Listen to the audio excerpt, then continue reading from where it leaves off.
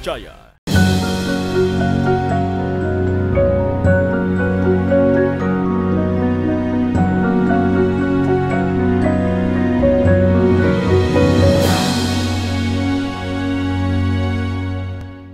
Bapak, Ibu, saudara-saudari, umat beriman, di mana saja berada, pemirsa Kompas TV yang terkasih. Salam, salve, assalamualaikum warahmatullahi wabarakatuh.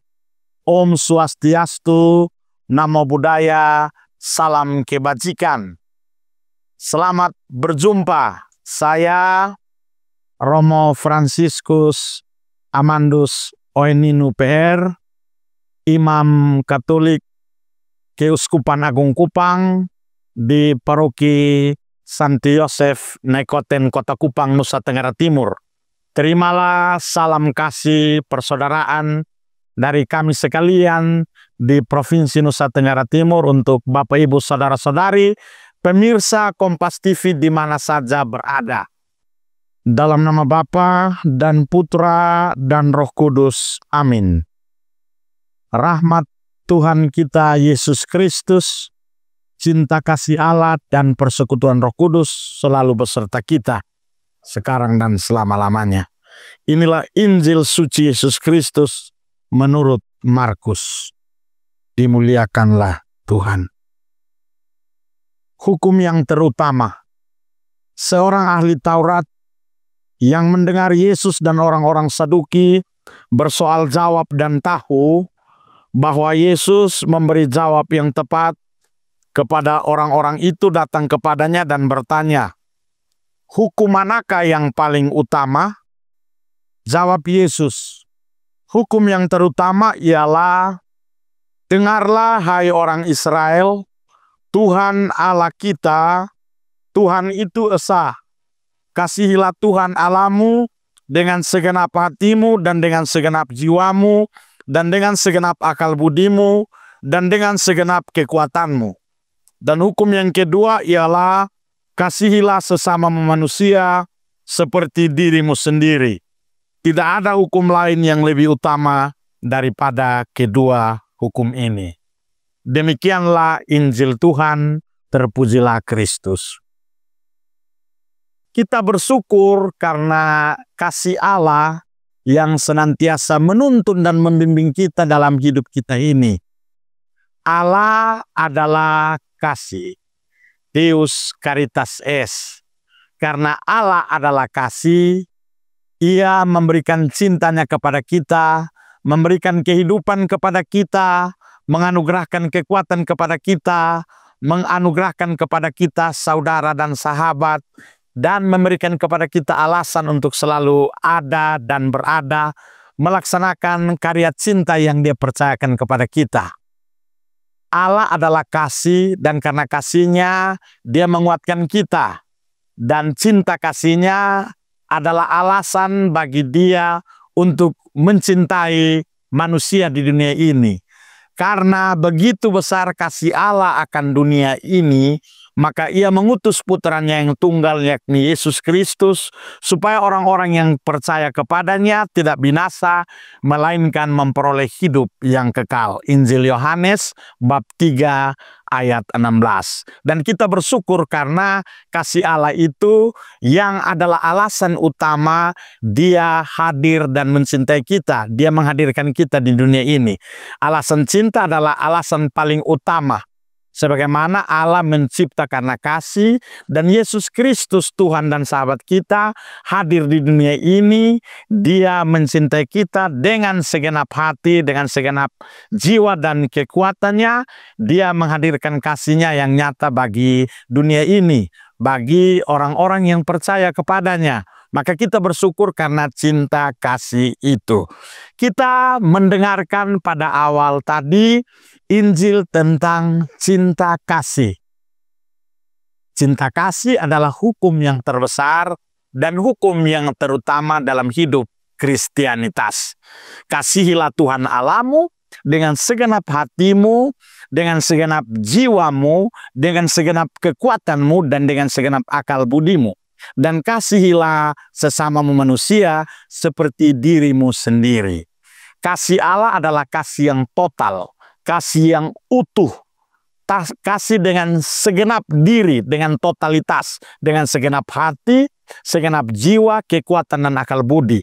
Maka ia memerintahkan kita supaya kita mencintai Dia, Allah pencipta dan penyelenggara hidup kita, dan mencintai sesama kita secara total, dengan segenap, dengan keseluruhan hidup kita, dengan kekuatan, totalitas cinta. Dan itu ditunjukkan oleh Yesus Kristus, Tuhan dan sahabat kita, ketika ia lahir, hidup dan berkarya, sengsara, wafat dan bangkit di dunia ini. Dia adalah sahabat dan saudara yang mencintai kita secara total. Bahkan karena mencintai kita, dia wafat di salib. Ya, dia menerima maut seorang diri, dan kebangkitannya membuat dia semakin nyata mencintai kita. Jadi totalitas, ya, segenap cinta yang Tuhan berikan kepada kita itu bisa kita lihat dalam diri Yesus Kristus, saudara dan sahabat kita, pemimpin, juru selamat dan Tuhan kita. Dia mencintai kita dengan segenap hati. Maka kita juga diundang untuk mencintai Allah dan mencintai sesama dengan segenap hati, segenap jiwa, kekuatan, dan akal budi. Yesus berkata, totus tuus, totus tuus, semuanya kuserahkan kepadamu ya Bapa. Itu menandakan bahwa ketaatan dan cintanya total. Ketika ia melaksanakan karya dan kehendaknya di dunia ini, dia menyerahkan diri secara total. Cintanya adalah totalitas, dengan segenap hati, jiwa, kekuatan, dan akal budi. Maka undangan bagi kita semua orang beriman, teristimewa kita yang percaya kepada Yesus Kristus, supaya kita menghadirkan diri secara total, mencintai semua orang, bahkan dengan orang-orang yang berbeda latar belakang suku, agama, budaya, bahasa, latar belakang politik, ekonomi, berbagai latar belakang hidup di dunia ini. Kasih Kristus itu mendorong kita untuk mencintai semua orang, ya, meskipun berbeda-beda, ya, karena kasih yang Kristus berikan kepada kita itu adalah kasih yang universal, kasih yang terbuka, kasih yang umum, menerima semua. Caritas Christi urget nos, caritas Christi urget nos. Kasih Kristus itu mendorong kita, memotivasi kita untuk melaksanakan karya kasih di tengah dunia ini. Maka ketika kita berhadapan dengan perbedaan, pluralitas di tengah dunia ini, cinta kasih Kristus itu bisa menjadi senjata, menjadi alat bagi kita untuk menerima perbedaan itu, mengelolanya menjadi kekayaan bagi dunia ini. Cinta kasih kita adalah kontribusi yang nyata bagi hidup dalam keberagaman, dalam pluralitas di tengah gereja dan dunia ini, di tengah bangsa dan tanah air kita Indonesia yang kita cintai. Jadi cinta kasih Kristus itu mendorong kita untuk bisa menerima siapa saja dan menghargai perbedaan itu sebagai kekayaan bersama. Cinta kasih Kristus membuat kita untuk hidup mengalir seperti air dan melaksanakan karya cinta kasih dan menumbuhkan harapan-harapan kepada semua orang yang kita jumpai dan kita layani di dunia ini. Jadi ajakan dan sekaligus tantangan bagi orang-orang Kristiani untuk hidup membawa damai dan sukacita. Mazmur 133 mengatakan, alangkah indah dan menariknya apabila saudara-saudari diam dengan rukun dan damai. Alangkah indah dan menariknya apabila saudara-saudari diam dengan rukun dan damai. O quam bonum et quam iucundum fratres habitare in unum. Persaudaraan, teristimewa cinta kasih yang Kristus berikan kepada kita, yang kita ambil inspirasi dari hidup Yesus Kristus, menjadi dorongan utama bagi kita untuk hidup bersaudara, rukun dan damai dengan saudara-saudari dalam perbedaan-perbedaan. Dan ketika kita hidup rukun dan damai, kita saling menerima, mengelola perbedaan itu menjadi kekuatan bersama, kita akan hidup berdampingan dengan damai di tanah air yang kita cintai, Indonesia. Saudara-saudari yang terkasih, itulah amanat Yesus Kristus bagi kita. Cinta kasih Kristus, perintah utama, perintah yang paling besar yang kita terima sebagai kredo, sebagai kepercayaan bagi kita untuk terus hadir di tengah dunia ini, menjadi saudara dan sahabat yang hadir dalam kegembiraan dan harapan, duka cita dan kecemasan di tengah dunia ini. Karena kegembiraan dan harapan, duka cita dan kecemasan dari dunia ini, dari tanah air kita ini adalah kegembiraan dan harapan, duka cita dan kecemasan dari kita, murid-murid Kristus yang percaya kepadanya.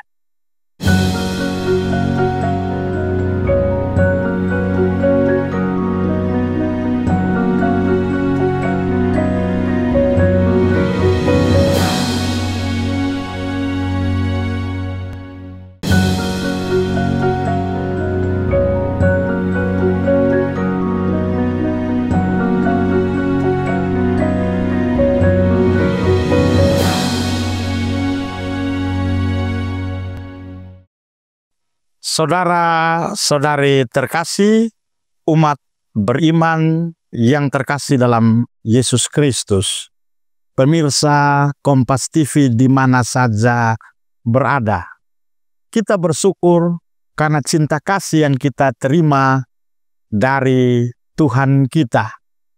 Kasih adalah anugerah terindah yang Tuhan berikan kepada kita, sekaligus sebagai anugerah Dia mempercayakan kepada kita kasih.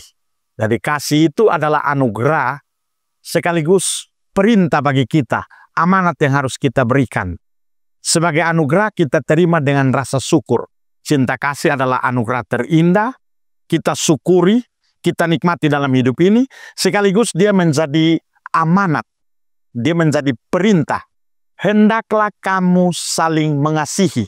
Dan saling mengasihi adalah perintah baru, paradigma baru, cara berpikir baru yang mengganti cara berpikir lama yang penuh dendam, iri hati, penuh dosa dan kejahatan. Cinta kasih adalah cara berpikir yang baru, ya. Kerangka berpikir yang baru, sikap yang baru, karakter yang baru yang Tuhan berikan kepada kita, menjadi perintah bagi kita supaya perintah baru itu boleh kita jalankan dalam hidup ini. Sehingga dunia yang kita huni ini, dunia yang kita tempati ini, boleh menjadi tempat di mana damai cinta kasih itu boleh dinikmati oleh siapa saja, oleh kita dan semua orang yang kita jumpai dan kita layani dalam hidup ini.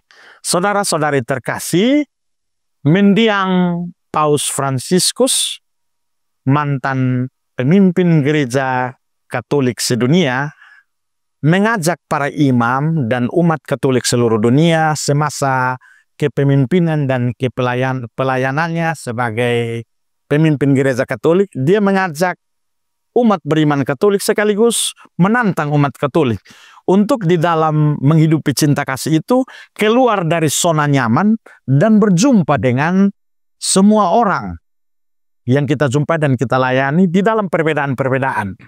Perjumpaan adalah bahasa kasih yang universal. Mengasihi harus terlebih dahulu juga dengan perjumpaan sejati. Allah mencintai manusia dengan berjumpa dengan manusia. Allah menjadi manusia, dia berjumpa dengan manusia, ya. Dia menjadi saudara dan sahabat. Perjumpaan Allah dengan manusia itulah yang menginspirasi kita, orang-orang yang percaya kepada Tuhan Allah, Yesus Kristus Tuhan kita, untuk berjumpa dengan saudara-saudari kita, bahkan dengan orang-orang yang berbeda dengan kita. Perjumpaan itulah yang akan membuat kita menemukan hal-hal yang baik, yang benar, yang indah di dunia ini. Sebelum kita saling mengasihi dan saling memperdayakan, perjumpaan itu adalah jejak awal yang harus kita jalani untuk menemukan cinta kasih sesungguhnya dalam hidup kita ini. Maka Bapak Paus Fransiskus mendiang dalam ajarannya teristimewa dalam teladan hidupnya mengajarkan kepada kita tentang perjumpaan yang istimewa. Dalam Injil kita bisa menemukan misalnya Allah berjumpa dengan manusia. Malaikat Allah memberi kabar kepada para gembala ketika Yesus lahir di dunia ini. Hodie Christus natus est. Hari ini Kristus telah lahir.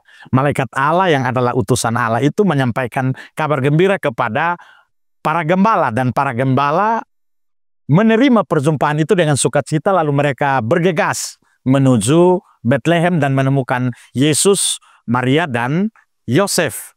Lalu Elizabeth juga, Maria, Bunda Yesus juga berjumpa dengan Elizabeth. Dan anak yang dikandung Elizabeth itu melonjak-lonjak kegirangan. Perjumpaan antara Allah melalui malaikatnya dengan para gembala, perjumpaan Maria dan Elizabeth itu membawa kegembiraan, membawa sukacita yang luar biasa. Demikian kita sekalian diajak, diundang, bahkan ditantang untuk berjumpa. Karena perjumpaan sejati itu akan menghadirkan cinta kasih sejati dalam hidup ini. Saya mengajak keluarga-keluarga Katolik, keluarga-keluarga Kristiani untuk dalam hidup ini di tengah teknologi yang makin berkembang yang seringkali membuat renggang perjumpaan itu, kita diajak untuk berjumpa secara sejati. Perjumpaan sejati itu juga harus dimulai dari keluarga. Dari keluarga lah perjumpaan sejati itu harus dinyatakan, diwujud nyatakan kepada anak-anak kita. Itu harus dilatih menjadi satu proses perjumpaan yang baik.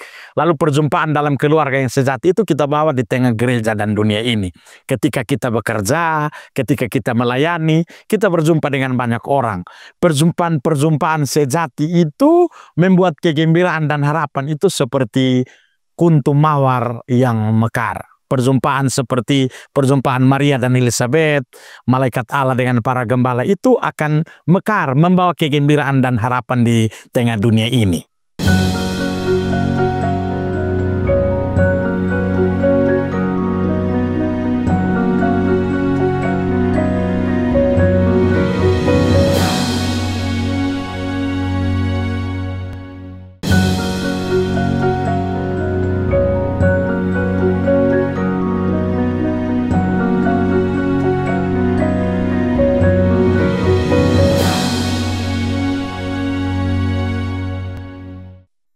Kita bergembira dengan orang yang bergembira, berduka cita dengan orang yang berduka cita, menangis dengan orang yang menangis.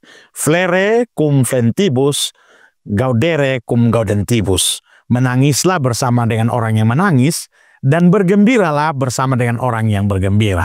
Orang yang senantiasa berjumpa, dia akan mengalami kegembiraan dan harapan, duka cita dan kecemasan dari saudara-saudari yang dijumpai. Demikian Bapak Paus Fransiskus lewat kata-katanya, lewat ajarannya, teristimewa lewat teladan hidupnya, mengajak kita supaya sebagai orang-orang yang memegang teguh perintah cinta kasih, kita diajak untuk pertama-tama berjumpa, bahkan berjumpa dengan perbedaan-perbedaan di tengah gereja dan dunia ini. Saudara-saudari terkasih di mana saja berada, orang-orang Kristiani, saudara-saudari beriman, saya mengajak supaya mari kita menghidupi cinta. Hidupilah cinta secara sederhana dalam keluarga, di tengah gereja, di tengah dunia ini, ketika kita bekerja, saling melayani. Sukacita cinta kasih itu bisa kita temukan atau bisa kita bagi lewat senyum kita, sapa kita. Ya, teristimewa lewat karya nyata yang harus kita wujud nyatakan, supaya cinta kasih itu dia tidak menjadi slogan, tidak hanya menjadi khotbah, tidak hanya menjadi kata-kata, tetapi dia menjadi tindakan yang nyata. Ya. Verba movent, exempla trahun. Verba movent, exempla trahun.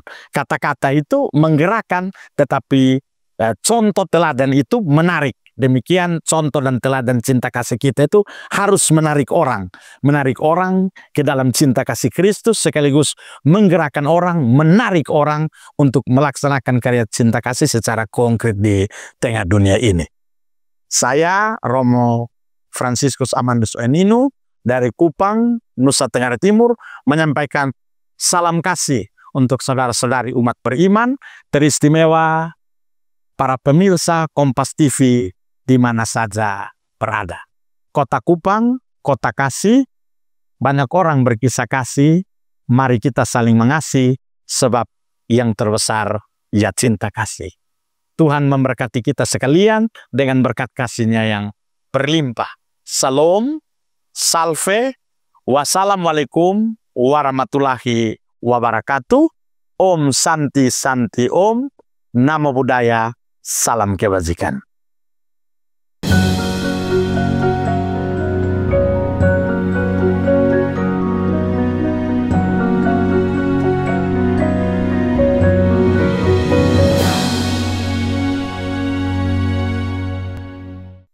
Shalom, salve, assalamualaikum warahmatullahi wabarakatuh.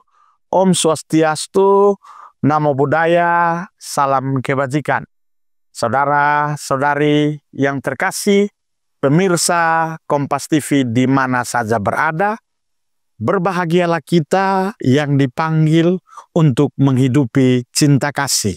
Berbahagialah kita yang memperoleh cinta kasih itu dan dipercayakan untuk membagi kasih itu kepada sesama. Saya mengajak saudara-saudari, orang-orang beriman, supaya dalam hidup ini senantiasa menjadikan cinta kasih sebagai cara baru, sebagai karakter baru dalam hidup di tengah gereja dan dunia ini. Karena dengan memegang teguh cinta kasih, Anda boleh menjadi saudara dan sahabat yang hadir dengan sukacita di tengah dunia ini. Karena cinta kasih bagi kita adalah anugerah terindah yang Tuhan berikan kepada kita, hadiah terindah yang telah Tuhan berikan kepada kita, sekaligus tanggung jawab amanat yang harus kita emban di tengah dunia ini. Mari kita menghidupi cinta kasih dengan penuh semangat sebagai saudara dan sahabat yang hadir untuk saudara dan sahabat yang lain. Kita memberi pengharapan, karena dengan memberikan pengharapan, kita menjadi orang-orang yang selalu berjalan bersama menuju masa depan. Dan percayalah, pengharapan di dalam Tuhan itu tidak pernah mengecewakan. Pengharapan tidak mengecewakan. Spes non confundit. Kisah surat Rasul Paulus kepada jemaat di Roma mengatakan bahwa pengharapan di dalam Tuhan itu tidak mengecewakan. Roma bab 5 ayat 5. Dan sebagai orang-orang yang bersiara di dalam pengharapan itu, kita senantiasa menjadi saudara dan sahabat. Cinta kasih itu memberikan kepada kita api, semangat dan tak kunjung padam untuk senantiasa menjadi saudara dan sahabat. Di tengah terik kenyataan dunia ini, di tengah rintangan dan tantangan, cinta kasih itu memberikan kesejukan bagi kita. Supaya kita menjadi orang-orang yang membawa kedamaian. Meskipun ada rintangan dan tantangan, kita selalu membawa harapan dan damai bagi banyak orang. Tuhan Yesus memberkati kita sekalian.